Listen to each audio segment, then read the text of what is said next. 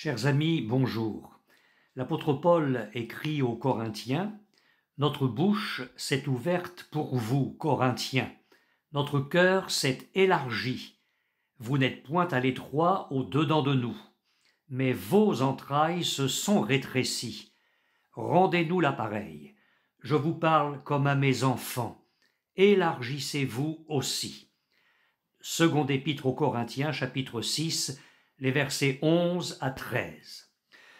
On sent dans ces mots à quel point l'apôtre est ému.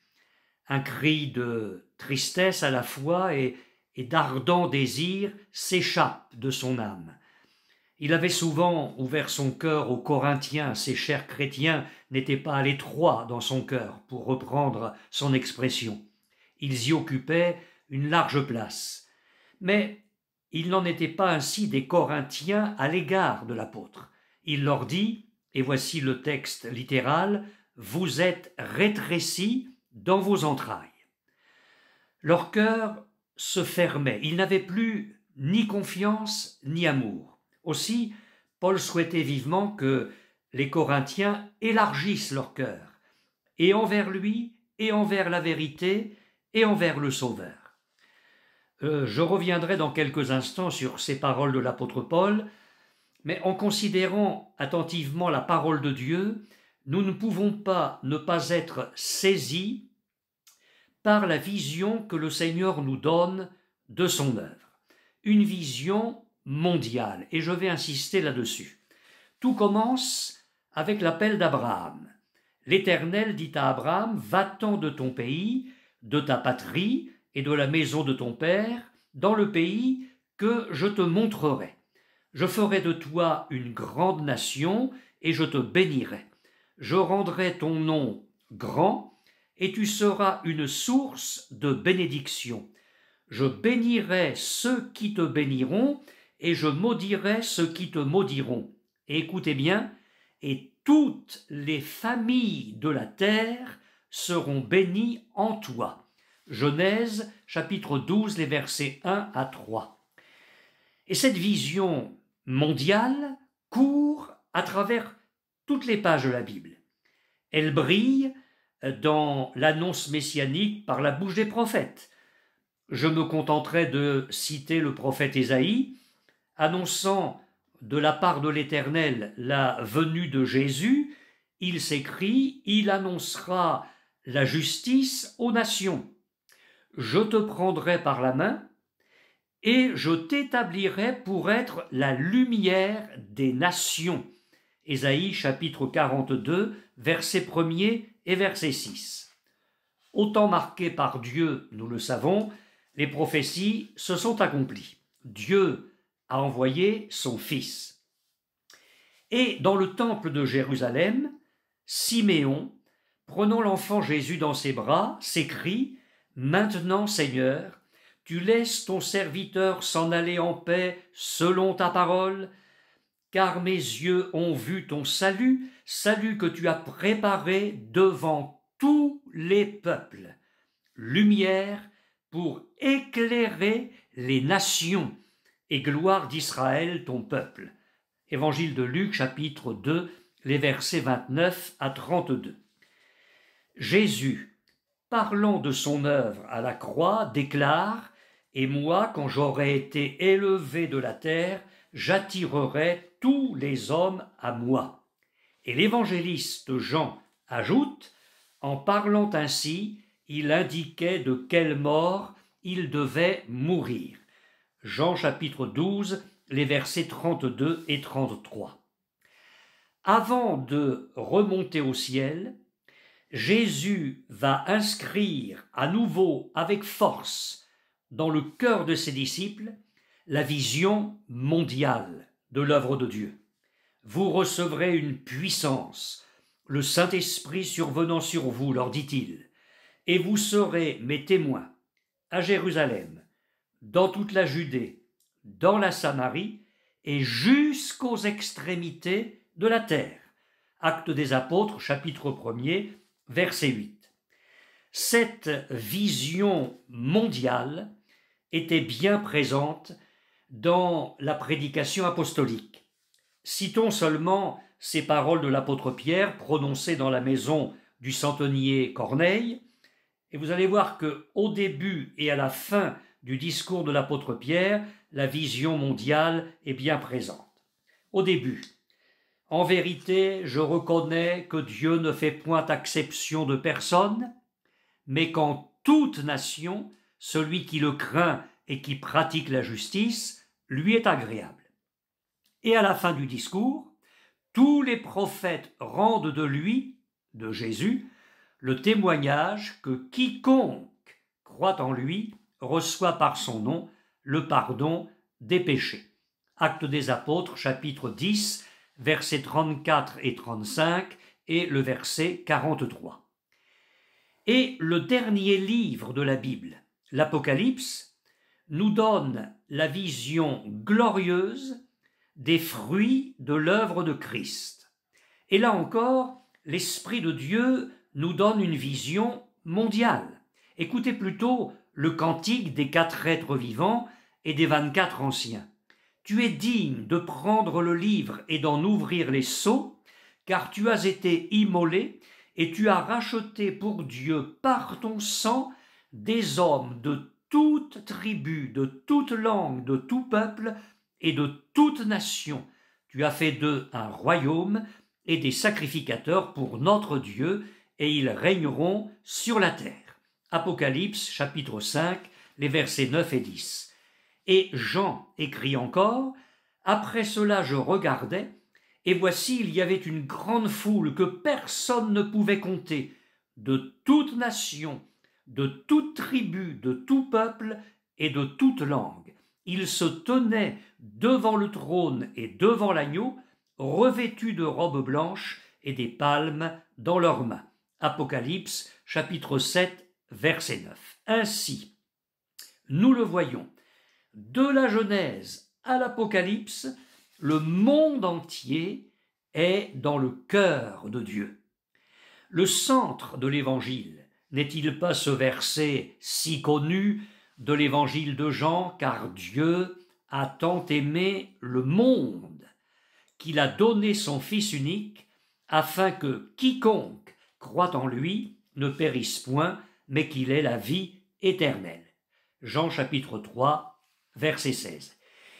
Et il est intéressant de réfléchir à ces deux mots, monde et quiconque. Le monde, c'est la vision globale. Quiconque, c'est l'accueil et l'appel individuel.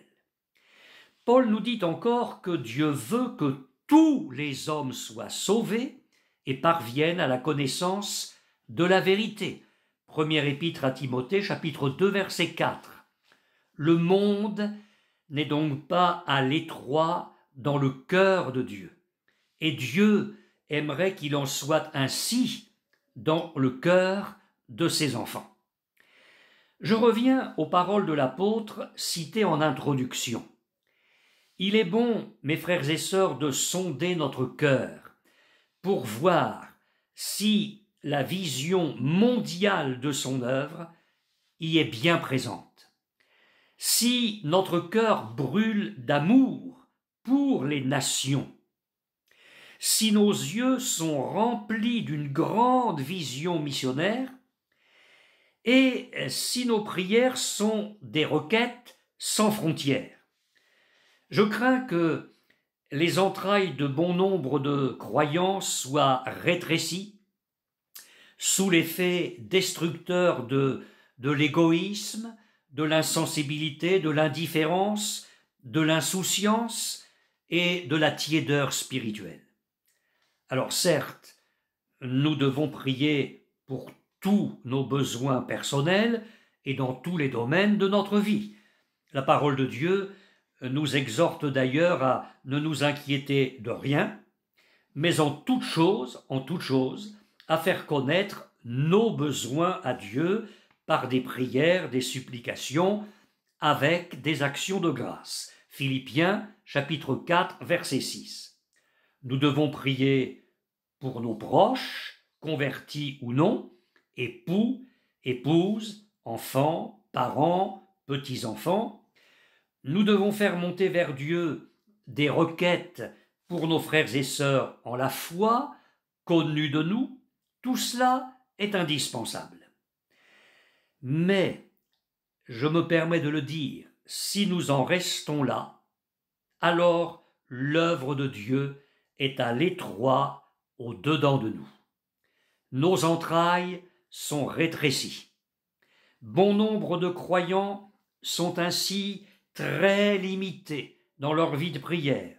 Une vie de prière qui se résume à quelques minutes au cours desquelles ils réclament une foule de bénédictions pour eux et pour leurs proches.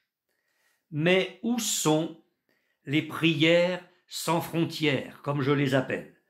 L'apôtre Paul écrit « J'exhorte donc, avant toute chose, à faire des prières, des supplications, des requêtes, des actions de grâce pour tous les hommes, pour tous les hommes. » Première épître à Timothée, chapitre 2, verset 1er. Jésus a dit « La moisson est grande, mais il y a peu d'ouvriers.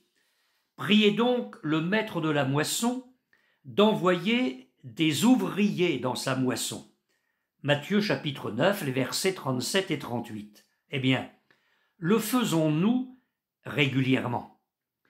L'Église a besoin d'apôtres, de prophètes, de pasteurs-docteurs, d'anciens. Il faut encore des évangélistes pour proclamer la bonne nouvelle. Paul dit « Comment donc invoqueront-ils celui en qui ils n'ont pas cru? Et comment croiront-ils en celui dont ils n'ont pas entendu parler? Et comment en entendront-ils parler s'il n'y a personne qui prêche? Et comment y aura-t-il des prédicateurs s'ils ne sont pas envoyés? » Épître aux Romains, chapitre 10, les versets 14 et 15.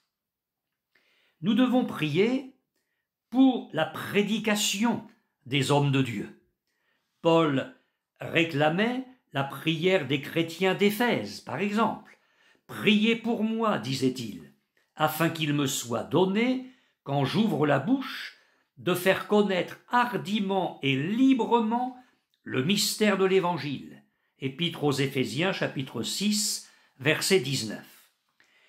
Les premiers chrétiens priaient ardemment pour la prédication de l'Évangile. « Donne à tes serviteurs d'annoncer ta parole avec une pleine assurance, disait-il à Dieu, en étendant ta main, pour qu'il se fasse des guérisons, des miracles et des prodiges par le nom de ton saint serviteur Jésus. » Actes des Apôtres, chapitre 4, les versets 29 et 30.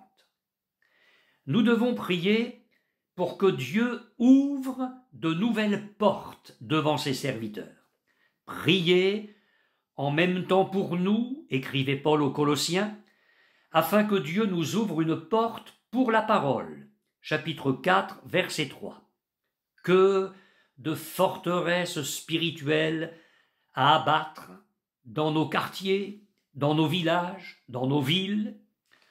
Que de murailles, mes frères et sœurs, que de murailles à renverser dans certaines nations dominées par l'athéisme, l'hindouisme, le bouddhisme, l'islam, l'animisme, les pratiques vaudou, et je pourrais allonger la liste. Quelle place ont ces nations dans notre vie de prière? Corée du Nord, Inde, Chine, nations arabes, nombreux pays d'Afrique, Haïti, pour ne citer que celle-là. Nous devons prier pour le salut du plus grand nombre. Alors oui, il est utopique d'attendre un réveil mondial, l'Écriture ne nous y autorise pas. Mais nous pouvons désirer le salut de très nombreuses âmes. Que les perdus ne soient pas à l'étroit dans les entrailles des chrétiens, entrailles rétrécies par un profond égoïsme. Prions pour le réveil des églises, partout où cela est nécessaire et possible. Je crois à la réalité de réveils locaux, là où des chrétiens se donnent les moyens spirituels de l'obtenir.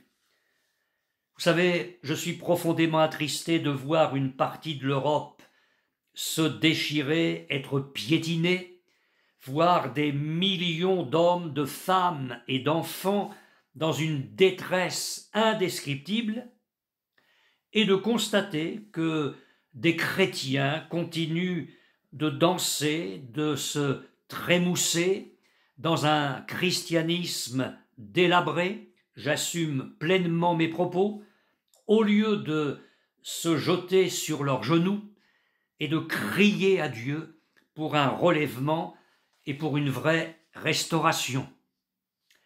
Nous devons prier pour Israël et pour la paix de Jérusalem. Demandez la paix de Jérusalem, écrit David au psaume 122, verset 6. Nous savons les temps glorieux qui attendent le peuple élu. Jésus va établir son règne glorieux depuis Jérusalem. Mais avant cela, des temps effroyables attendent la nation juive. Des peuples rêvent de l'exterminer et de la raser de la carte du monde. Nous devons prier pour tous les moyens modernes convenables qui servent de support à la proclamation de l'Évangile. Sites internet chrétiens, émissions de radio, émissions de télévision, travail de rue, travail de distribution de traités évangéliques, d'exemplaires du Nouveau Testament ou de la Bible complète. Pensons aux visiteurs de prison, aux visiteurs, aux aumôniers dans les hôpitaux, tous ceux qui, d'une manière ou d'une autre, dispensent la parole du Seigneur. Pensons-nous au travail magnifique des sociétés bibliques à travers les nations. Dans divers pays, certaines sont menacées quotidiennement.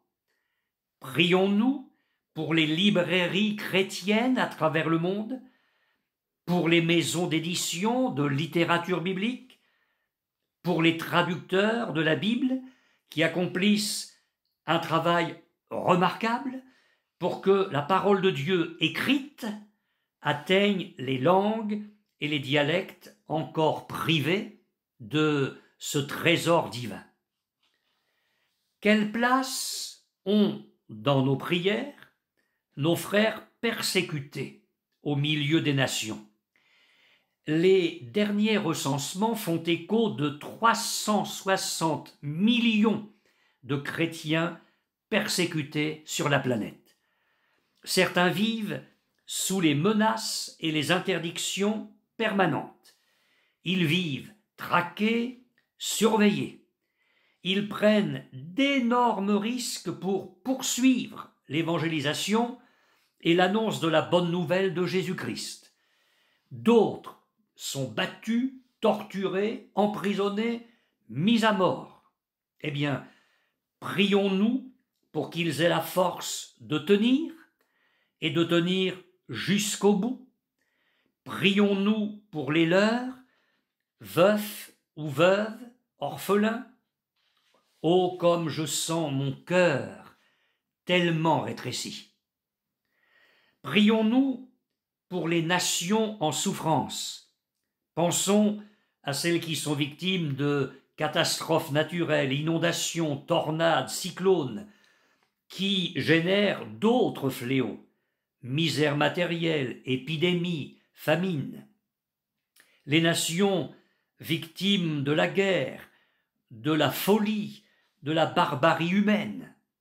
Dieu attend de nous bien plus que de faibles balbutiements. Entendra-t-il de la bouche de ses enfants de ferventes intercessions? Prions-nous pour ceux qui nous gouvernent. Paul écrit « J'exhorte donc avant toute chose à faire des prières, des supplications, des requêtes, des actions de grâce pour tous les hommes, pour les rois et pour tous ceux qui sont élevés en dignité, afin que nous menions une vie paisible et tranquille en toute piété et honnêteté. Première épître à Timothée, chapitre 2, les versets 1 et 2. Comme il est facile, mes chers amis, comme il est facile de se retrancher derrière un fatalisme bien arrangeant. Nous sommes dans les temps de la fin, ces choses doivent arriver, nous n'y pourrons rien changer, Dieu fait comme il veut, etc., etc. Lorsque Paul a écrit l'exhortation que je viens de vous lire, l'empire effrayant de Rome dominait le monde. Et c'est dans cette époque-là que Paul a demandé de faire des prières pour les dirigeants du monde. Une reine redoutait les prières de John Knox plus que toutes les armées du monde. Nous sommes dans un temps très préoccupant, vous le savez, vous le sentez, pour la sécurité des nations européennes et des nations mondiales. Nous sommes à la veille d'une très grave et grande crise économique. Dieu tient les grands, les puissants dans sa main. Prions pour que sa volonté soit faite par eux sur la terre comme elle est faite dans le ciel. Alors ce coup d'œil rapide sur les nations est bien incomplet, j'en suis convaincu, j'en suis conscient, mais puisse l'Esprit de Dieu s'emparer de notre cœur pour élargir davantage encore notre vision.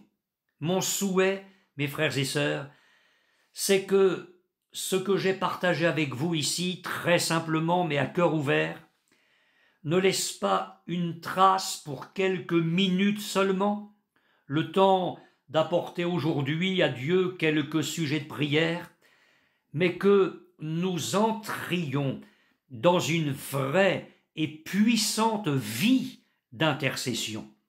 Que Dieu nous y aide. Amen.